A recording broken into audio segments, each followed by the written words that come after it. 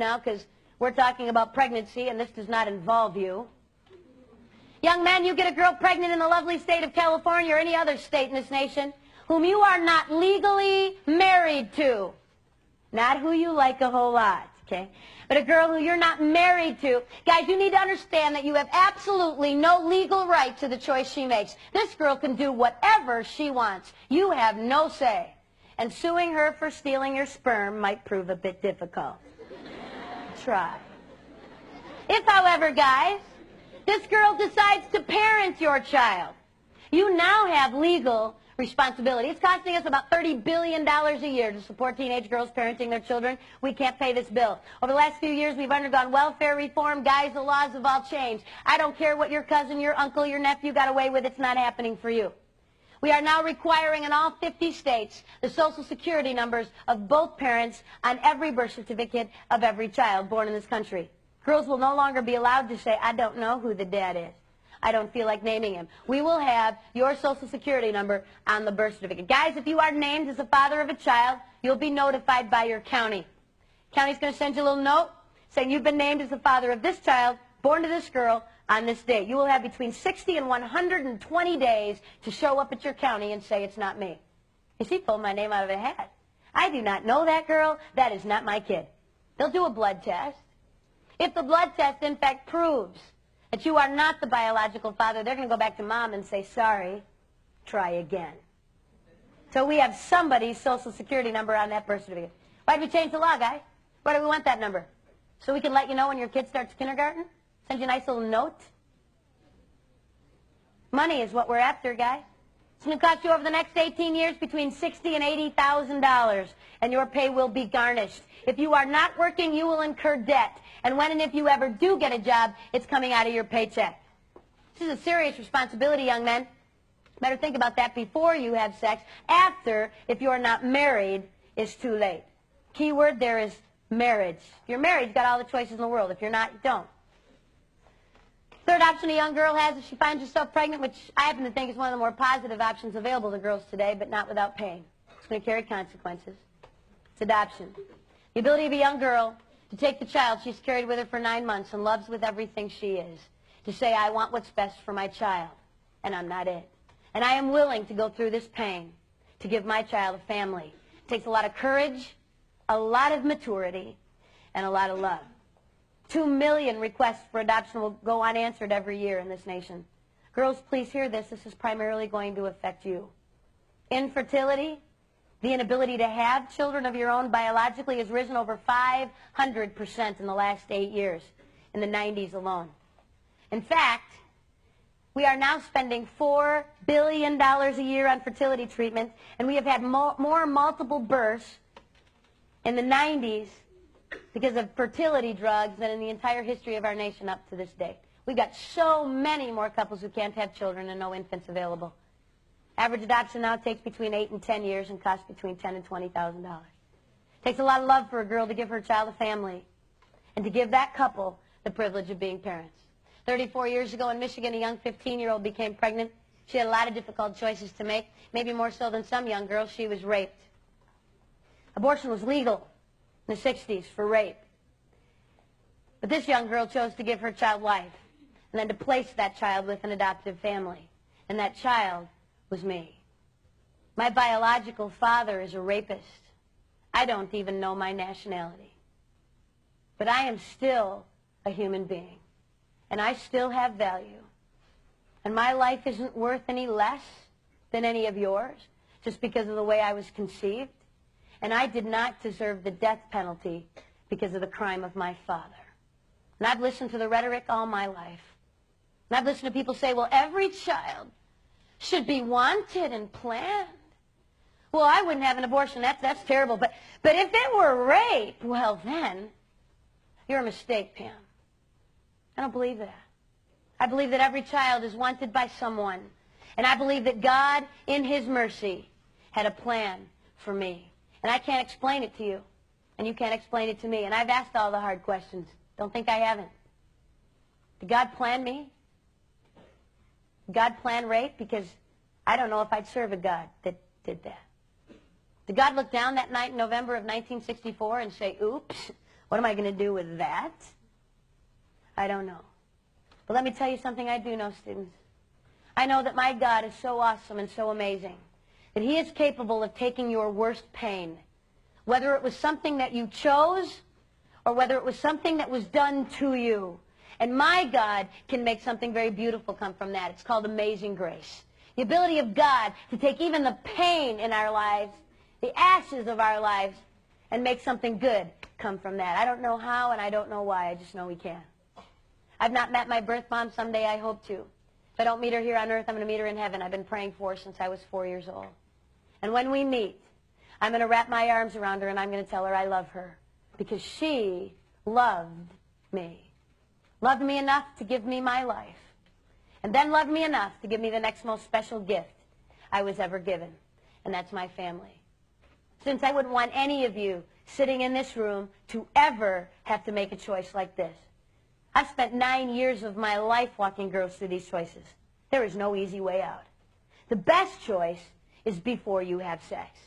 After that, it's going to get really tough. But please hear me today. If you, someone you care about, were to find yourself pregnant you didn't intend to be, please get some help. Please don't walk through this alone. Crisis Pregnancy Center should be close to you. Where you can find it, the best way to do that is to look under your yellow pages, under abortion alternatives or pregnancy counseling. Look under the listings, find out who is doing the counseling, give them a call, and get some help. Don't walk through this alone.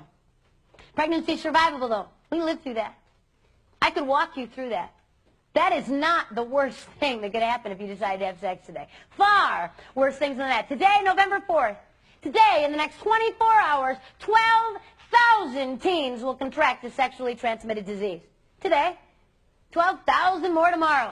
12,000 teens who got up this morning and slept like some of you sitting in this room. That's not going to happen to me. Damn, that happens in Los Angeles and San Diego and San Francisco and Sacramento and scary schools like St. Paul. But we're okay here at Alameda because it doesn't happen here. You're wrong. Since in the 1950s, we had 5 sexually transmitted diseases we knew about were treated. 5. You could count them on one hand. Go find a grandparent. Go find someone who grew up in the 40s and 50s. Ask them. Were there STDs when you were a kid? I mean, do people have them? Talk about it at school? Have classes? Have wellness day? Oh, yeah, sure. There are sexually transmitted diseases. Got a shot of penicillin, moved on. It's a new world. Today we've got over 30 sexually transmitted diseases. 30% of them absolutely incurable. That means you get one of these diseases and you've got it for life. Which is a lovely thing, guys, when you're getting ready to get married. Found this girl you love. I mean, this is it. She's the one you want to spend your life with. All those other girls, that was just messing around. This is the real thing. Pull out that diamond, look her in the eyes. If you're really cool, young man, you'll get on your knees. And you say, marry me. By the way, I've got genital warts. You'll get it too. And we'll both be treated for the rest of our lives. In fact, you'll probably end up with a radical hysterectomy, cervical cancer, and possibly death. But marry me. Well, I'm excited now. Thank you for sharing. Isn't that what you want to tell your spouse? Lovely. HPV, genital warts, syphilis, gonorrhea, herpes, chlamydia, trichomonas, vulvodynia, arthritis, hepatitis B, hepatitis C, HIV, list goes on and on and on. These are serious diseases, students, with serious consequences. Please hear me this morning. AIDS is not the only disease out there, and it is certainly not the only disease that's killing people. And yet we still have teens who actually think, well, if I don't get pregnant or I don't get AIDS, well, then I don't have anything to worry about. No way. No way. I was speaking in Ohio and got about 185 emails in September from a bunch of people telling me I needed to watch ABC. Because ABC was going to do a little special about sex, and we all know what a fountain of truth the media is. And I thought, well, before I bash ABC about their little program, I should probably watch it. If you caught this show, they called their little educational program Sex with Cindy Crawford. Hour-long little program to educate us all. So, all right, ABC, you got an hour. 60 minutes minus a few commercials. You will mention, I'm not even asking you to explain, okay? Mention one other disease besides AIDS. Did they? There wasn't a word. What a tragedy for women. I could not believe it. Chlamydia, one of the most common diseases among teens today, is chlamydia. This is a bacteria, not a virus, easily treated and cured. 2 classes of sexually transmitted disease. If you haven't had biology yet, this will help you. Okay, two types of STDs, bacterial and viral. A bacterial disease is curable. If we knew you had it, we could help you. Antibiotics can wipe that out. A virus is not. You get a virus, you've got it for life. There is no cure. We have never in the history of the world cured a virus, okay? Chlamydia is not a virus. It's a bacteria, curable. So what's the big deal? I'll tell you what the big deal is. And over 90% of teenagers who have chlamydia, there are no symptoms. You can't treat a disease you don't know you have. We got all kinds of teenagers out there having sex going, well, it's not bothering me.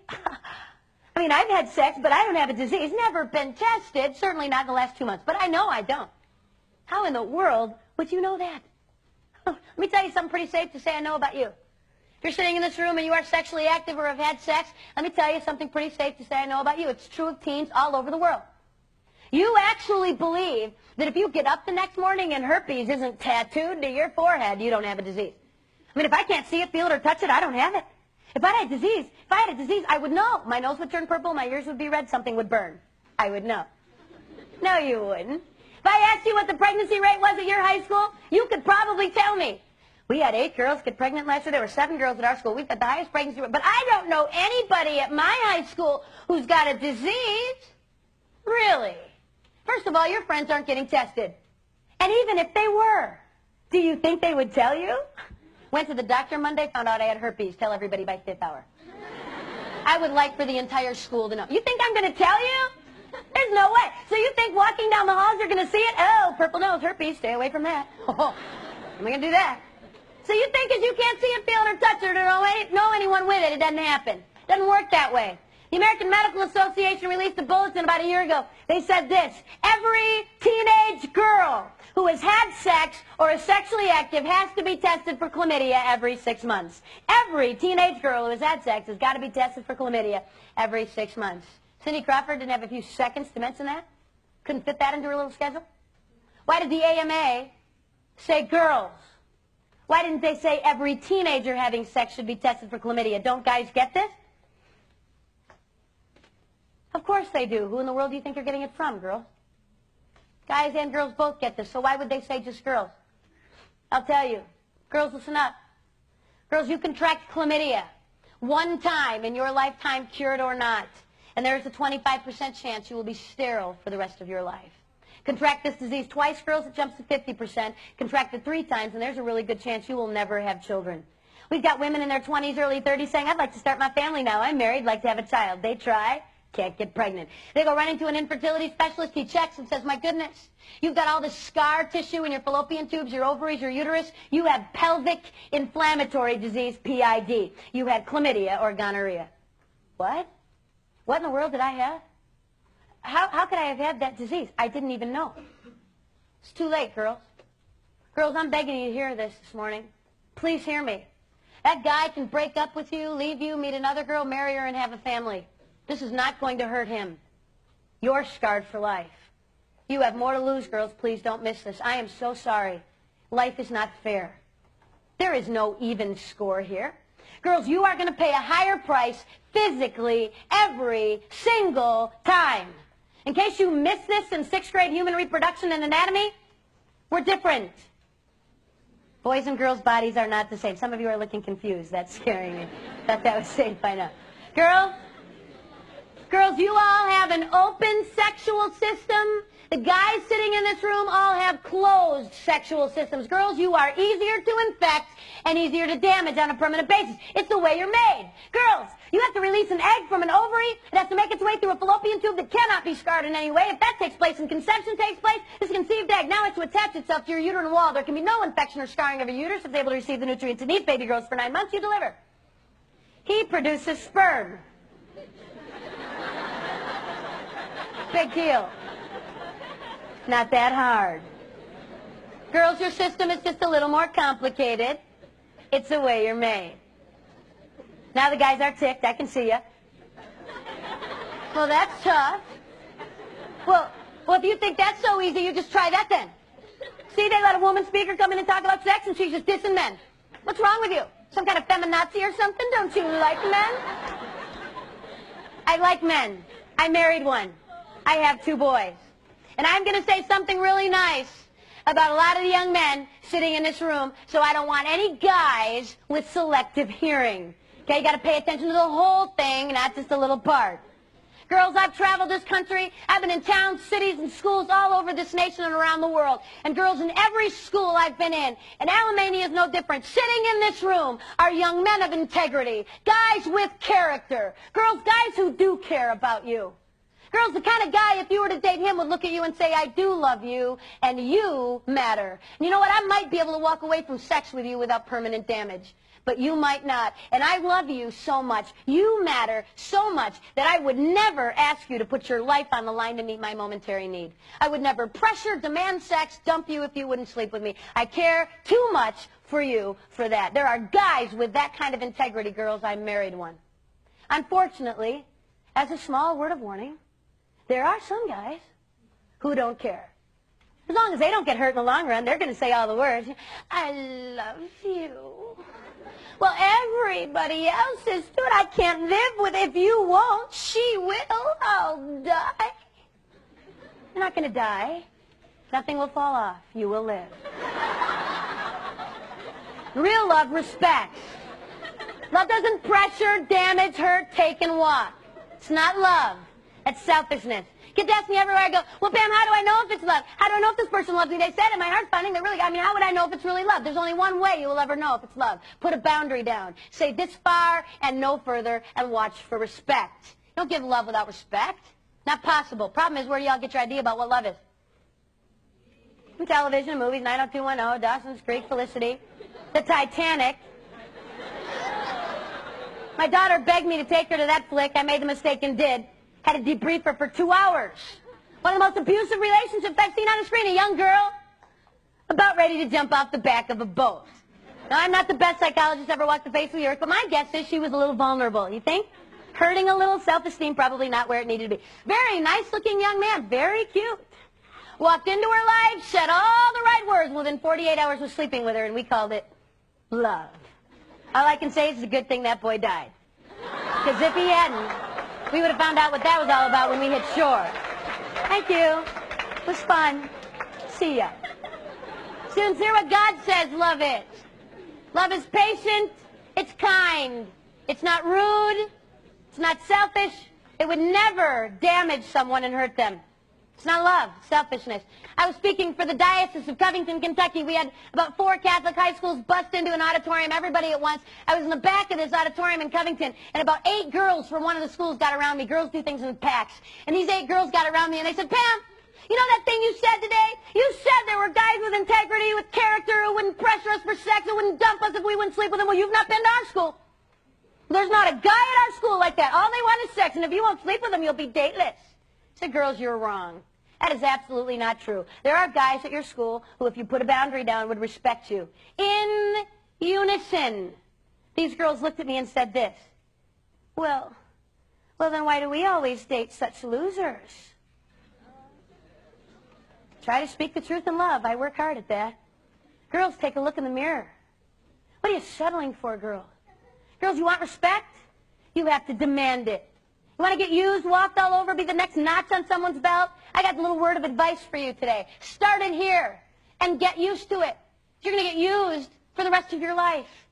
You want respect, you have to demand it. You demand respect, you get it. Girls, I'm saying this to you, please hear my heart today, because if you do not, you will pay the higher price. The score is not even. Then there's herpes. I've spent a lot of time on herpes. Let me just say this. Herpes is a virus. One of the more common diseases among young people and adults in our country today. Herpes is a virus. What does that mean? You get it, you got it for life. You'll give it to your spouse someday. There is no cure, okay? It's forever. Basically, it's sores on your genital area that reoccur on occasion throughout your life. We used to think it was, that was no big deal. Actually, it's so common now that we have to endure commercials. And I'm watching television with my children. It's very nice for the beautiful girl. I think she's riding a bike, and all of a sudden, I have genital herpes. If you have genital herpes, you can take this medication. It may cause diarrhea, vomiting, and nausea. And I'm thinking, whatever that is, I want that. So nice, Since everybody, of all people over the age of 12 in this nation, 1 out of 5 1 out of 5 of everyone over the age of 12 is infected with herpes today, a virus. You don't get to say, oops, wish I wouldn't have that. It is for life. That's not the number one STD, though. The number one sexually transmitted disease in this country and around the world is human papilloma virus, HPV. This is a virus. What does that mean? You get it. You got it for life. No cure. You will give it to everyone you have sex with after infection. This is not only the most common virus, this is the most contagious. Not transmitted the same way as HIV. We'll talk about that in a minute. Street name for HPV is genital warts. Basically warts on your genital area that need to be burned off periodically, either through laser surgery or chemical. We used to think that was the only big deal. It's kind of gross. Have to have some warts burned off now and then. Till we realized a few things about this. Number one is this. You can have this virus and you can be giving it to other people without ever having warts. In fact, the most cancerous strains of this virus don't produce warts at all. Girls, if you do get warts or lesions as a result of being infected with this virus, typically girls, they will be on your cervix. When was the last time you saw your cervix? I had an 8th grade boy in Detroit look up at me and go, I don't know. Said, you don't have one, honey, breathe. Girls, this is not a part of your body. You can see, okay? I know that when I say genital warts at a high school, I know I've got students sitting in this room who've had sex who in your mind are going to do this. Well, she said that wart thing, and I have never seen a wart down there. I don't have that.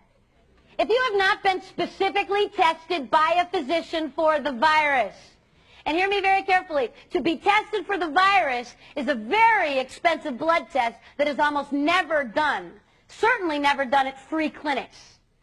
So we got all kinds of kids going, well, I got tested. I went down to the free clinic, paid $5, and I don't have anything. Absolutely not. We can't afford to test you for the virus. What we do is require all women who've had sex to undergo a pap smear yearly, at least, if not every 6 months, to in fact make sure that you don't get the eventual result of the virus, the possible result of the virus, which is cervical cancer. Guys, this is, HPV is kind of annoying, and having warts burned off your genital area on occasion is painful. I'm guessing, I don't know, but I think it probably would be. And I would hate to have to be there when you had to tell the girl you loved and want to marry that you were going to give this to her. That won't be any fun. But you're going to live. Girls, this is a big deal for you. HPV is the #1 causal agent of cervical cancer in women. We've got young girls as young as 18, 19, and 20 undergoing radical hysterectomies because of cervical cancer. Dealt with a senior last year. Came up to me, was being real tough. Oh, yeah, I have HPV. I have cervical cancer. I've had numerous cryosurgeries on my cervix. It's been frozen numerous times, and the cancer now spread to the uterus, and I'm getting a hysterectomy in 3 weeks, just before she graduated from high school. She said, Pam, it doesn't matter. Kids are noisy, smelly, and they cost a lot of money, and I don't want any. Then she got a little teary. She said, I'm just trying to deal with the fact that I'm going to have to tell the man that I love and want to marry that if he marries me, neither will he. It's worth it, girls? Girls, do you realize that more women died in this country in 1997 of cancer-related illness due to this disease than died of AIDS? This STD is killing more women currently than is HIV. Second leading cause of cancer death in women, and we're not talking about this? Not telling our daughters this? I had a 10th grader stop me after an assembly in tears. She said, Pam, 3 months ago, went to a party, got drunk. Girls, can I love you just a minute? You can have all the right answers today. No, I want respect. I don't want scarred tubes. I don't want cancer. I don't want all that. I'm going to wait. And then one night you get drunk and have no concept what it is you're doing. Please don't drink. Please don't use any kind of drug that would alter your ability to choose. This girl had been drunk. She had sex with this guy. Now she's scared. What do? I said, you need to get tested. Do it today. Please go to your family physician, use your insurance, and ask to be tested for everything. Please do that. She called my hotel that night in tears. She said, Pam, I have HPV, visible warts on the cervix. They didn't even need to wait for a blood test. For life. She's going to give this virus to everyone she has sex with from this point on. Who knows what it'll mean to her ability to have children, cancer, we don't know. And in tears she said this, well, why didn't you come to my school 3 months ago? Nobody told me this. Didn't know. Hung up the phone, sat alone that night and thought, would she have heard me? Think she would have listened? Or would she have sat like hundreds of teens and still found a way to say, it's not going to happen to me? Students, you're not playing the same game I was playing. You're not playing the same game your parents were playing. Good morning, it's not 1974. If you'd have graduated from high school in 1967, maybe we have some staff here who can remember that year. If you'd have graduated in 67, 1 in 32 of your classmates would have had a sexually transmitted disease. You would have had to have had a few partners. If you'd have graduated with me in the dark ages of 1983, 1 in 18 of my classmates had a sexually transmitted disease. In 1996, it was 1 in 4. What are the chances now that you could have sex with someone who has been with someone before you, is not a virgin, and not get a disease? Not good. And we're talking about this virus, not the other 29 diseases, just one virus. They now estimate that 47% of sexually active singles, that's a specific group, that is not everyone in this room. 47% of the teens who have already had sex are already infected with this virus. That's 1 out of 2, and there is not a condom in the world that will protect you from this. This is not a disease of blood and semen. This does not necessarily take the exchange of body fluids for you to be infected, students. This is a disease of the entire genital area. All it takes is skin contact anywhere in the genital area, and you're infected for life, and will infect everyone you have genital contact with after that. Let me make this really clear today. It doesn't take sex. You know how many girls I've had in my office test positive for both herpes and HPV who were technically virgin? Thought they could do everything else. See, what was their big fear? What are they worried about? Worried about getting pregnant. So I can do all this other stuff. It's not really sex, Pam. I won't have to worry, really. Number one question I get everywhere I go around the world, number one question I get from teens is this: well, how far is too far? Well, then, Pam, where's the line? Well, then just lay it out. What can we do and not get a disease? And I was convinced for 5 years, absolutely convinced, that this was a teenage problem. It's teenagers. I don't know what we have to say to these kids. They don't get it. They so narrowly define sex that sex is only the penis sexually entering the vagina. Nothing else is sex. And then I realized the President of the United States doesn't know how to define sex. And I'm having a bit of trouble figuring out why you can't get it. It wasn't really sex. That doesn't count, does it? Let me give you the medical line over which you can't step. If you have stepped over this line, you have risked disease, and you need to get tested. I don't think this is complicated. I don't think this is tough. I think you can understand this. Here it is. Absolutely no genital contact of any kind. None. You stepped over that and you're at risk. I'd have girls in my office daily for pregnancy tests, scared to death. I'd do the test. I'd walk in, look at that girl, and say the test is negative. She would be like, thank you, I'm gone. I'm leaving. No, you're not. You need a pap smear, a blood test, vaginal culture, physicians in Tuesday, Thursday, Friday when you come in. Oh, not me. I don't need those tests. Yeah, you do. Well, no, see, Pam, I've only been with my boyfriend, and he has only been with me. Oh, that's good. How do you know that? He told me. It's good. Did you ask the right question? Students, please realize this. It is never good enough to ask a partner if they've had sex before. That is not good enough information. You have got to know whether on any occasion that person has ever had genital contact with anyone else besides you. If they have, you're at risk and you need to get tested. Is that clear? Anybody confused? Because I don't want you confused about that. Then there's HIV. I'm not going to spend a lot of time on this virus. I'm going to remind you this. HIV is a virus that causes AIDS. It's deadly. You don't want it. This is an equal opportunity virus, hurting the guys as much as it is the girls. In light of that, what have you been told to do to make sure you don't get this particular disease that will kill you? If I said safe sex to you, what would some of you say? Condoms. Hey, sure, Pam. I don't have to worry about disease. I can sleep with 18 people. I got a piece of latex. Safe. Unbelievable. Students, the only safe sex is a safe partner. Someone who has never had sex. Or if they have, hear me very carefully, it has been at least 3 years from the last time they had sex of complete abstinence. Please have them tested with their blood, viral testing, to make sure, in fact, that they are not carrying a disease. That is the only way you will ever know that you won't get a disease. And saying no to sex won't hurt you. Once you've said yes, you've lost all guarantees. I was speaking in a state in the Midwest, got a call middle of the week from a superintendent in Western New York. He said, Pam, we've got a tragedy. We need you to get to our school this month. I said, I'm booked through the end of this year and next. I will put you on a waiting list. I get cancellations. You're at the top of my list. Hung up, thought I'd taken care of that. 2 hours later, the middle school principal called. He said, Pam, I know you've already told my superintendent that you won't come to our school, but our school's a morgue. I can't be on a waiting list. I can't wait till next spring. Please rearrange your schedule. 3 weeks later, I flew to Jamestown, New York. 3 weeks before I got there, 9 7th and 8th grade girls tested positive for HIV. They were all infected by the same young man, a 19-year-old by the name of Nushan Williams. When they found out 9 of their 7th and 8th graders were positive, they tested 70 students in that district who had either had sex with that guy or with one of those 9 girls. By the time I got there, they tested 500 teens in the county. It will be years before we know who's dying and who's not. I got done speaking at the middle school, and all the other 7th and 8th graders went back to class, and one little 8th grade girl, blonde, blue-eyed little girl, I will never forget her, waited till everybody else had left so she could talk to me alone. Just turning 14, just found out she was HIV positive. This 8th grader looked at me that morning, and she said, Pam, how could he do that to me? He loved me. He loved her, you think? That's love now? Sex is love, and love is sex. If you love me, you will prove it. That's love now? Please tell me we haven't fallen that far. Sex isn't love, and love isn't sex. Let me tell you something about this little 8th grader, though, because she's not that different from some of you. She so desperately wanted somebody to love her. Anybody.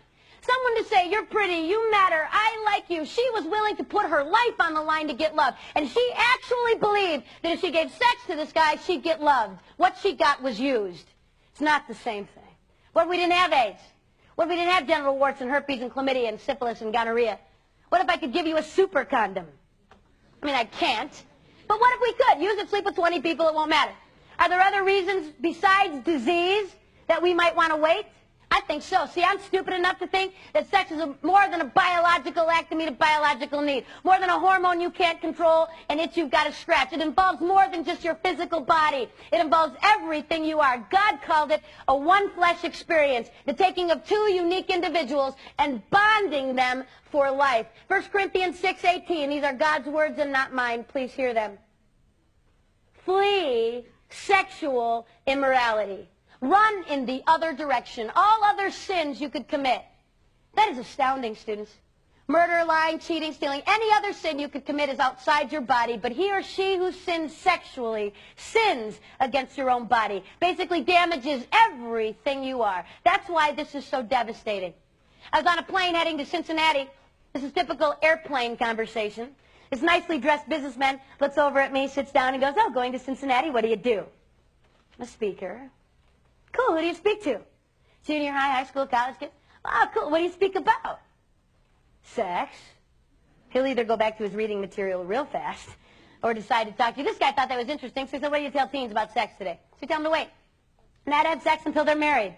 One partner for life. By now, the entire plane is listening, and this guy looks over and he goes, what? Are you crazy? They're all doing it. They're out of control. They're animals. I mean, what is the success rate of telling teens not to have sex? Before I tell you what I said to this lovely gentleman on an airplane, can I apologize to you? Please allow me to sincerely apologize to you for any adult who would walk into your life and tell you you can't control this. That it's hormones. You're no better than the family pet. If you're going to turn 14 or 15 and the hormones are going to kick in and you're going to be walking school halls going, it's not going to matter. It's hormones. They can't possibly control it. You're better than that. You can say yes, and you can say no. It's a choice. You choose. This astounds me. Girls especially are bad at this. They'll come up to me and they'll go, well, Pam, I was going to wait, and I really didn't mean to have sex with those 8 guys, but it just happened. My favorite one is this one. It was an accident. What, were you walking to get your mail naked and some guy was jogging by, he was naked? That would be an accident. This is not an accident. This did not just happen. You chose. You can say yes, and you can say no, okay? First thing I said to this guy back to the plane, first thing I said to this guy was this, buddy, everybody's not doing it. That's a lie. Thousands of students all over the nation are choosing to say no to sex until marriage. I stood in the Dome in Atlanta with 40,000 students and over 1 million commitment cards signed by teens across this nation saying, believing that true love waits, I make a commitment to God, myself, my family, those I date, my future spouse, and my future children to remain sexually pure from this day on until I enter a sacramental marriage relationship. We stacked those cards from the floor of the Dome through the roof. Twice.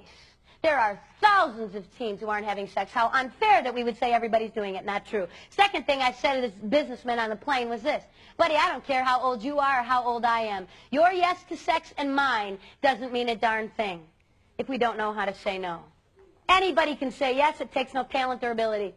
It takes character, integrity, and self-respect to say no. Students, I sat where you're sitting. I went to parochial school. I had parents who loved me a lot. Parents who told me what God said about sex. They said, Pam, God says don't have sex, don't do it. School said that too. This is the extent of my sex education. God said don't do it, end of discussion. And actually, that should be enough. Should be enough. You know, in all my discussions and all my thoughts about sex outside of marriage before I got married, I thought this, and I missed a piece, and I want to give this piece to you. See, I thought that I'd have to say no to sex until I was married. It would be so hard, take 185,000 cold showers, beat people up with sticks, and then someday I would get married, and I would never struggle with sexual temptation again. It would be over. See, because married people don't struggle. Once you put this wedding ring on, there is no temptation. Marriage is happily ever after, excitement, heart-pounding romance all the time. There's never a moment that I look over at my husband and go, I married that? And I am just so beautiful and gorgeous. There will never be a woman more attractive than me. Not for 50 years. Ever. Really? You think so? Come on. Marriage is work. Marriage is tough. Marriage requires sacrifice, and it requires integrity. What in the world, adults? What in the world made us think in the 70s and 80s that we could sleep with whoever we wanted? No big deal. Sex was free. Sleep around. And then someday we'd put a white dress on, a white tux on, and the magic discipline fairy would sprinkle dust on us. And now we would be able to control what we never controlled back there. Did it work? No. And many of you sitting in this room have experienced the pain of infidelity and adultery. You've watched families be ripped apart because someone didn't have control. I was speaking at a parochial school, and a senior waited till no one saw him speaking to the sex speaker after school when he was pretty sure it was safe. He said, Pam, I want to talk to you. You scared me to death today. So what's the deal? He said, first of all, I want you to know I'm a senior. I've been dating this girl for 2 years. I love her. She's awesome, perfect, beautiful. I'm going to marry her. She's everything I ever wanted. One of the reasons he told me he was going to marry her, she wouldn't sleep with him. She had integrity. That was important to him and the girl he married. I said, you said I scared you, buddy. What's the deal? He said, well, just before school started this fall, my buddy and I were over on this college campus. We were there for college days. We were hanging out in the dorms that weekend, and this college freshman, she threw herself at me. What was I supposed to do? I regretted it. I wish I hadn't done it, swept it under the carpet until you came to my school. He said, Pam, I'm going to get tested. I'll do it this week, I promise. But I'm afraid you're going to tell me something else. I'm afraid you're going to tell me I need to tell my girlfriend what I did. Oh, yeah, you will. Yeah, but she threw herself at me. I have moms tell me, moms are good at this, you were really hard on the boys. You were just so hard on those boys, Pam. I mean, have you seen girls lately? Have you been on a high school campus lately? Yeah. Have you seen the way these girls dress? Just take me now. What is my little boy supposed to do? Fleeing might be an option. I don't know. Running in the other direction, I'm thinking. It's tough. I don't know what you should do. I looked at this guy, the senior in high school, and I said, buddy, you want to go 7 years down the road with me? Let's go 7 years down the road. You've married this awesome, beautiful little girl. You got 2 beautiful kids. Your job takes you on the road. I know what that's like. I'm in hotels 14 nights a month. You're tired, exhausted. You've had a long day. You just want something to eat. You get onto that restaurant bar thing. You bring a book. You're minding your own business, and some woman walks up and throws herself at you. You going to call your wife later and say, sorry, honey, but she started it. It was not me. Is that going to fly in your house? That doesn't fly in mine. Young man, the integrity you show yourself, the discipline and control you show yourself and every girl you date is very indicative of what we can expect from you long term. What do you think, some magic was going to happen with a ceremony? Girls, the respect and integrity you show yourself and every guy you date is pretty indicative of what we can expect from you long term. It starts right here. Why do you haven't heard your worth waiting for? Hear it from me. The person you're going to spend your life with is worth your very best. Some of you sitting in here are thinking, well, this talk was not for me. You're just too late. Well, I wish I would have heard this 3 years ago, 4 years ago. I wish I would have heard this 6 months ago. If you're sitting in this room and you've had sex and you've been tempted to tune me out, I need you to tune me back in. You've got the same choice to make today as everyone else in this room. I'm not really as concerned with what you chose to do before you walked in here. I am really concerned with what you choose to do when you walk out. The first thing I want to say to you is that there is a God who loves you, who wants the best for you, who has given us rules and standards in order to give us that best because he didn't want the pain. Let me tell you something else about this God. He knows that there will always be people who will do it their way. And that's why he provided his son as a sacrifice for us when we blow it. But you know what? You've got a choice to make. You can either come to God today and say, God, I'm sorry. I did it my way. I didn't understand. I want you to forgive me, and I want to start over. See, repentance, my friend, is not, the sacrament of reconciliation is not, I'm sorry I got caught. It is not, I feel bad because I hurt someone or I hurt myself. The sacrament of reconciliation is calling sin, saying, God, I agree with you about my behavior, and then turning 180 degrees and going in the other direction. Not, I'm sorry today, and I'm going to do it again on Monday, but I'm sorry, I am deeply hurt by what I've chosen to do, and God, I make you a promise that I'm going to turn 180 degrees. Well, how do you do that, Pam? How can you do that? It's so hard. It's such a struggle. How do you say no? The only way that I know that you can withstand this temptation, and Paul the Apostle in the Corinthians said this, there is no temptation taken you, but such as is common to man. We all struggle. We all struggle daily to do what's right. The only way that I know to turn 180 degrees and to begin to honor God with your choices is to be connected with the life of Christ. It's to be connected, consistently, always connecting, abiding in the life of Christ. That is what sacraments are for, to continually abide in the life of Christ, to gather from that the strength we need to live righteously. One of the options is you ask for forgiveness, you walk out of here and you start over. The other option is you harden your fists in the face of God and tell him one more time you don't need his rules and you can do it your way. And you walk out of here the same as you were when you walked in. And let me give you a little promise. I know what is at the end of that road. It's death. Death is at the end of that road. The Bible says the wages of sin is death. But the gift of God is eternal life. The choice is to walk in the life of Christ or to choose death. I had a young girl in Anchorage, Alaska, come up to me. She said, Pam, I'm a recycled virgin. I said, cool. She said, when I was 15, I had sex. It left me with so much pain. I said, no more. I don't want to do that anymore. I asked Jesus to forgive me.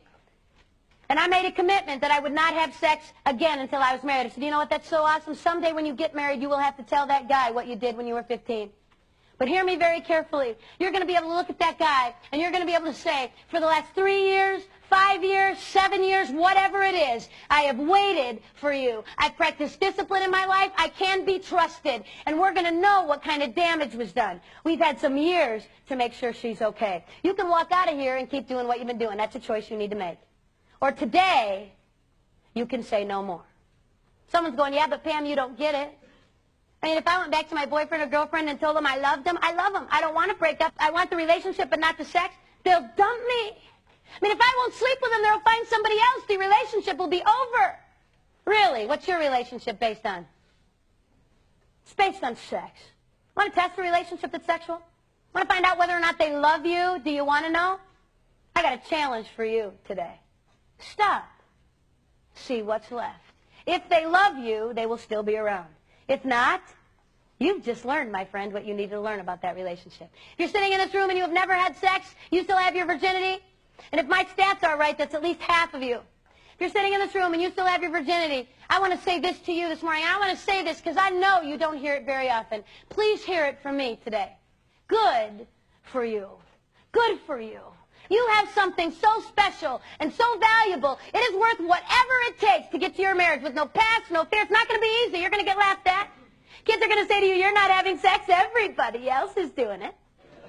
I told you that God wanted to give you the best and God wanted you to have great sex and you laughed at me. This nation spent $5 million in 1996 and 97 to find out who's having the best sex in this country. University of Boston, Chicago, UCLA. Guess what every study, $5 million produced? This was so unbelievable. Rolling Stone magazine's freaking out. They can't believe it. Matt Lauer's chin is dropping. This can't possibly be true. Guess who's having the best sex in this nation? Christian, married, monogamous women. Yes. You know what they're calling it? They're calling their studies Revenge of the Church Ladies. Hilarious. Students, can I tell you something? God loves you. God wants the best. And this morning I have set before you life and death. I cannot choose for you. No one in this room can choose for anyone else. What I'm asking you to do is to think. You deserve the best. Never settle for less than that. You deserve respect. My heart cry to you is that you would choose life. choose life, that you and your children and generations to come might live. You guys have been awesome. Thank you for your attention. God bless.